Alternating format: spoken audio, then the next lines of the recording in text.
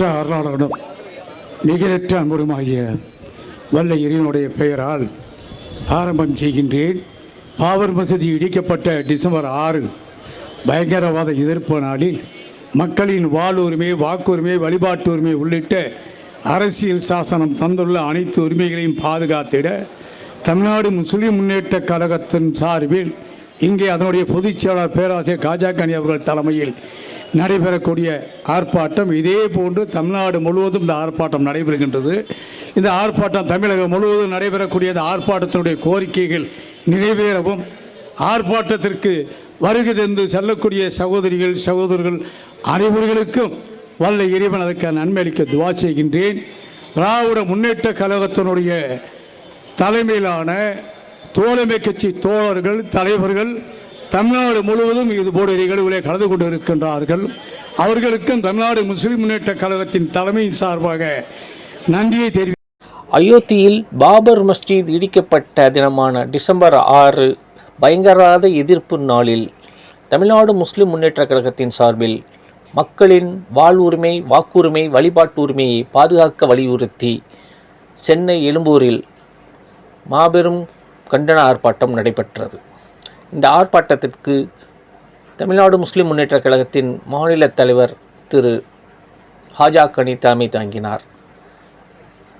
தமிழ்நாடு காங்கிரஸ் கட்சியின் தலைவர் திரு செல்வ பெருந்தகை, திமுகவின் சட்டமன்ற உறுப்பினர் திரு பரந்தாமன், மார்க்சிஸ்ட் கம்யூனிஸ்ட் கட்சியின் செயலாளர் சண்முகம், இந்திய கம்யூனிஸ்ட் கட்சியின் மருத்துவர் டாக்டர் ரவீந்திரநாத், விடுதலை சிறுத்தைகள் கட்சியின் துணை பொதுச் செயலாளர் ரஜினிகாந்த் உள்ளிட்ட பலரும் இந்த ஆர்ப்பாட்டத்தில் கலந்து கொண்டு பயங்கரவாத எதிர்ப்பை வலியுறுத்தியும் மக்களின் வாழ்வுரிமை, வாக்குரிமை மற்றும் வழிபாட்டு உரிமையை வலியுறுத்தியும் உரையாற்றினார்கள்.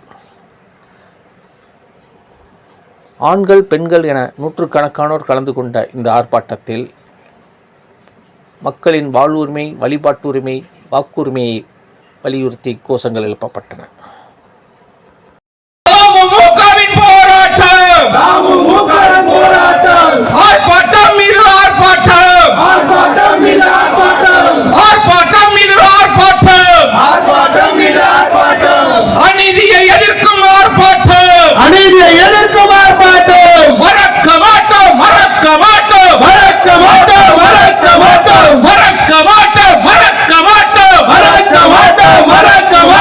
டிசம்பர்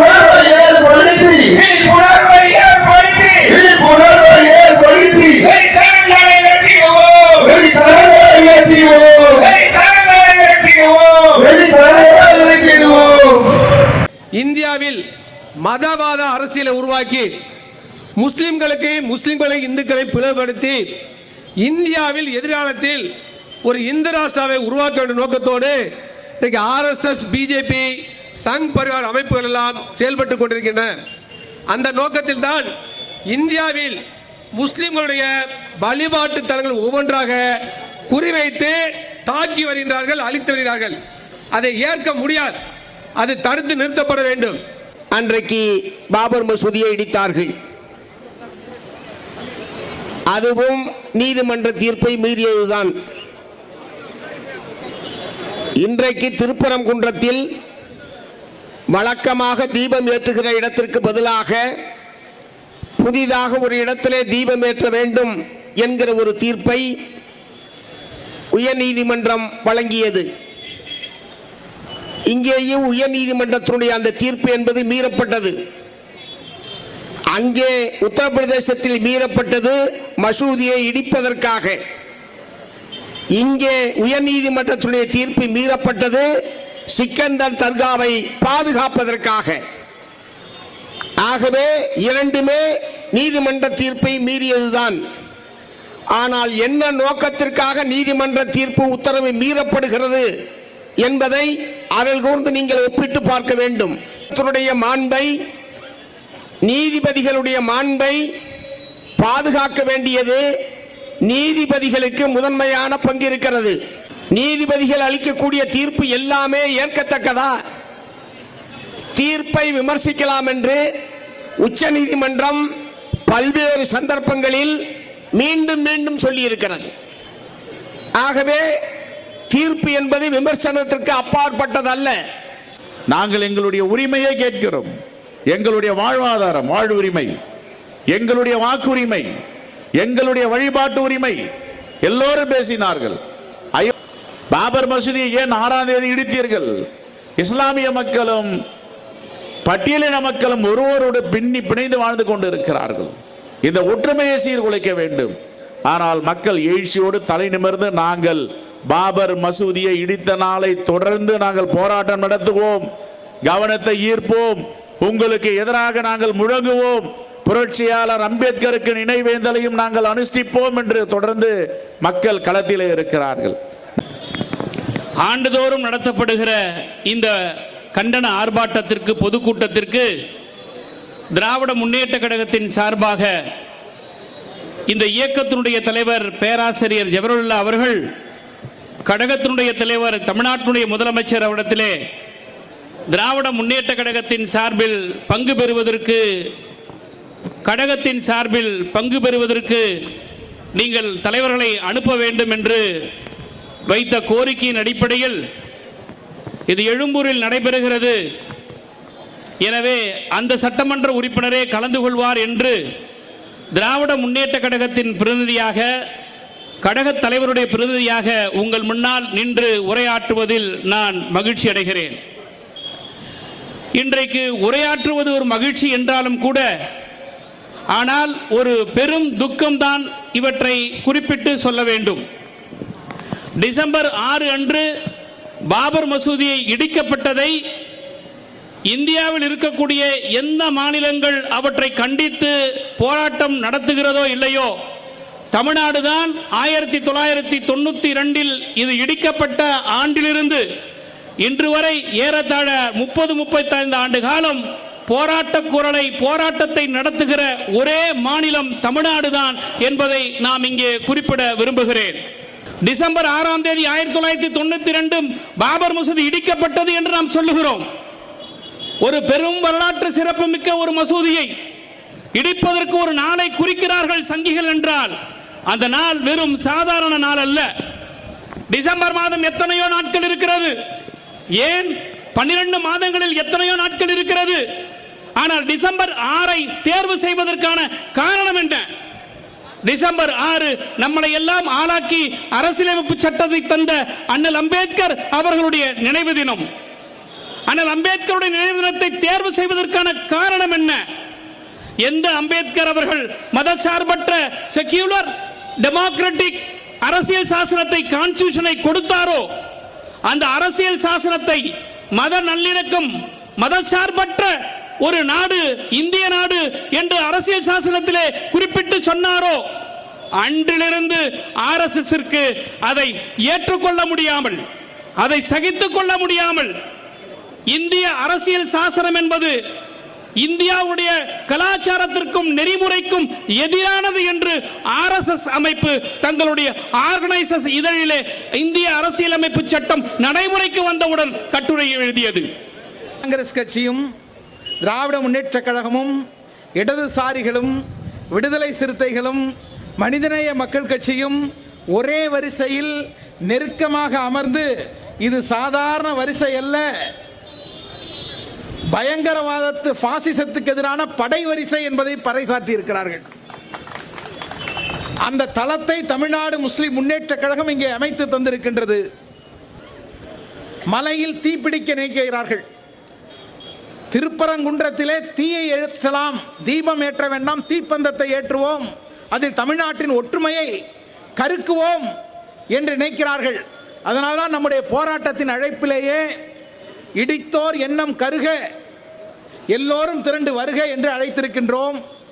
தமிழ்நாட்டின் ஒற்றுமையை, ஒருமைப்பாட்டை, சமூக நல்லிணக்கத்தை தீயால் எரித்து தாங்களதில் பதவி சுகம் காய வேண்டும், குளிர் காய வேண்டும் என்று நினைப்பவர்களுக்கு முற்றுப்புள்ளி வைப்பதற்காகத்தான் நாம் எல்லாம் இங்கே ஒருங்கிணைந்திருக்கின்றோம். அயோத்தியாக்குவோம் மதுரையை என்று கொக்கரிக்கிறார்கள். அயோத்தி உத்தரப்பிரதேசத்திலே இருக்கின்றது. தென்மதுரை எப்படி அயோத்தியாக மாற்ற முடியும் என்றால் சில நிகழ்வுகளை நான் தொட்டு காட்டுகின்றேன். பாபரி மஸ்ஜித் நாம் எப்போது இழந்தோம் என்பது உங்களுக்கு தெரியும். 1992 டிசம்பர் 6. ஆனால் பாபர் மஸ்ஜித் விவகாரம் எப்பொழுது தொடங்கியது என்று கேட்டால் எல்லோரும் சொல்வார்கள் 1949ஆம் ஆண்டு டிசம்பர் மாதம் 22ஆம் தேதிக்கும் 23ஆம் தேதிக்கும் இடைப்பட்ட ராத்திரியிலே அங்கே சிலைகள் கொண்டு போய் வைக்கப்பட்டன. அந்த சிலையை எடுத்து போட்டுவிட்டு தொழாமல் காவல்துறைக்கு போனதுதான் இன்றைக்கு தப்பாகிவிட்டது என்று சொல்வார்கள். ஆனால் அந்த பிரச்சனை 1885ஆம் ஆண்டிலேயே வேறு வடிவத்தில் தொடங்கியிருந்தது. 1850ஆம் ஆண்டு இன்றைக்கு அயோத்தியாக இருக்கக்கூடிய அன்றைய ஊது சமஸ்தானம் வாஜிர் அலி ஷா என்ற நவாபினுடைய ஆட்சியில் இருக்கும் பொழுது அங்கே ஒரு பள்ளிவாசல் இடிக்கப்பட்டு கோவிலாக மாற்றப்பட்டு விட்டது. அதன் பெயர் ஹனுமான் கார்கி. அந்த ஹனுமான் கார்கியை முஸ்லிம்களிடம் ஒப்படைக்க வேண்டும் என்று முஸ்லிம்கள் போராடி வந்தார்கள். அன்றைக்கு நவாப் வாஜித் அலி ஷா நினைத்திருந்தால், இன்றைக்கு நரேந்திர மோடியை போல நவாப் வாஜித் அலி ஷா நினைத்திருந்தால் ஆட்சி அதிகாரத்தை பயன்படுத்தி அந்த பள்ளிவாசலை மீட்டு கொடுத்திருக்கலாம். ஆனால் அவர் அப்படி செய்யவில்லை. ஒரு ஆட்சியாளன் அனைவருக்கும் பொதுவானவராக இருக்க வேண்டும். தேசிய கொடியை ஏற்றுகின்ற கையாலே தீவிரவாத கொடியை ஏற்றிவிடக் கூடாது என்பதிலே ஆட்சியாளர்கள் உறுதியாக இருக்க வேண்டும். அன்றைக்கு முஸ்லிம் ஆட்சியாளர்கள் அப்படி இருந்தார்கள். அந்த போராட்டத்தின் போது பதிலுக்கு ஒன்று சொல்வோம் என்றுதான் அயோத்தியிலே பாபரி மஸ்ஜிதுக்கு முன்னால் இருந்த ஒரு திண்ணை, அந்த திண்ணையை ராம் சபுத்ரா என்றார்கள். இது ராமர் திண்ணை என்று சொன்னார்கள். 1885 1857ஆம் ஆண்டு உங்களுக்கெல்லாம் தெரியும், வரலாற்றில் படித்திருப்பீர்கள், முதல் சுதந்திர போர் என்று சொல்லக்கூடிய சிப்பாய் கழகம் என்பார்களே, அது வெடிக்கின்றது. அந்த ஆண்டிலே அதை ராமர் பிறந்த திண்ணை என்றார்கள். பாபர் மஸ்ஜித் பக்கமே வரவில்லை. இப்போது சிலர் கேட்கலாம், திருப்பரங்குன்றத்தின் தர்காவிலா கொடியேற்ற வந்தார்கள், திருப்பரங்குன்றம் தர்காவுக்குள்ளா சென்று தீபம் ஏற்ற வந்தார்கள், முன்னால் இருக்கின்ற ஒரு எல்லைக்கல்லைத்தானே தூபத்தூண் என்கிறார்கள் என்று கேட்கலாம். முதலிலே அவர்கள் பாபர் மஸ்ஜிதை நோக்கி வரவே இல்லை. பாபர் மஸ்ஜிதில் இருந்து சிறிது தூரத்தில் இருந்த ஒரு மேட்டு பகுதியைத்தான் குறிவைத்தார்கள். அதை ராமர் திண்ணை என்றார்கள். இன்றைக்கு பாபர் மஸ்ஜித் நம்மிடம் இல்லாமல் போனது. அதைத்தான் இங்கே பேசிய தலைவர்கள் சுட்டிக்காட்டினார்கள். முன்னால் இருக்கின்ற கொடிமரம், முன்னால் இருக்கின்ற எல்லைக்கல் என்று நீங்கள் சொல்லி வருகிறார்களே, நாளை அவர்கள் இந்த எல்லைக்கல்லை நோக்கி வருவதே அந்த இடத்தை இடிப்பதற்கு முன்னால் அப்படித்தான் சொல்வார்கள். மோடஸ் ஆஃப் ஆப்பரண்டி என்று சொல்வார்கள். இவருடைய செயல்பாட்டு முறை எப்படி இருக்கின்றது?